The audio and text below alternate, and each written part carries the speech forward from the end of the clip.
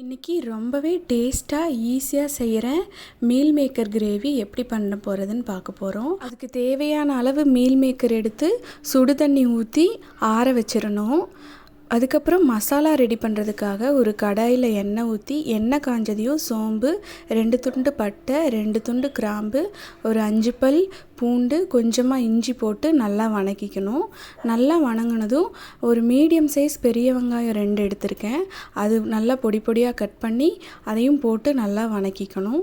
இது வணங்கினதுக்கப்புறமா சின்ன தக்காளி 2 எண்ணெய் எடுத்திருக்கேன். அதுவும் சின்ன சின்னதாக கட் பண்ணி அதுவும் போட்டு நல்லா வணக்கிக்கணும். அதுக்கப்புறமா 1/4 மூடி தேங்காய் துருவி வச்சுருக்கேன். அதையும் போட்டு நல்லா வணக்கி விட்டு ஆற வச்சுக்கோங்க. நம்ம ரெடி பண்ணி வச்சுருந்த மீல் மேக்கரை நல்லா இப்போ தண்ணியிலிருந்து புழிஞ்சு எடுத்து வச்சுக்கணும்.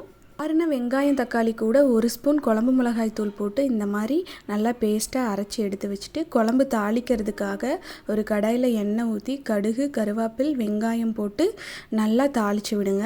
தாளித்ததுக்கப்புறமா நம்ம ரெடி பண்ணி வச்சுருக்கிற மீல் மேக்கரையும் போட்டு நல்லா வணக்கி விடுங்க. வணங்கினதுக்கப்புறமா நம்ம ரெடி பண்ணி வச்சுருக்கிற பேஸ்ட்டையும் போட்டு தேவையான அளவு தண்ணி ஊற்றி உப்பு தேவையான அளவு போட்டு மறுபடியும் தண்ணி வேணும்னா தண்ணி கொஞ்சமாக ஊற்றி நல்லா கிளறி விட்டு கொதிக்க விட்டு எடுத்தோம்னா இந்த மாதிரி எண்ணெய் பிரிஞ்சு வந்துடும். இப்போ நம்மளுக்கு மீல் மேக்கர் கிரேவி ரெடி ஆயிடுச்சு.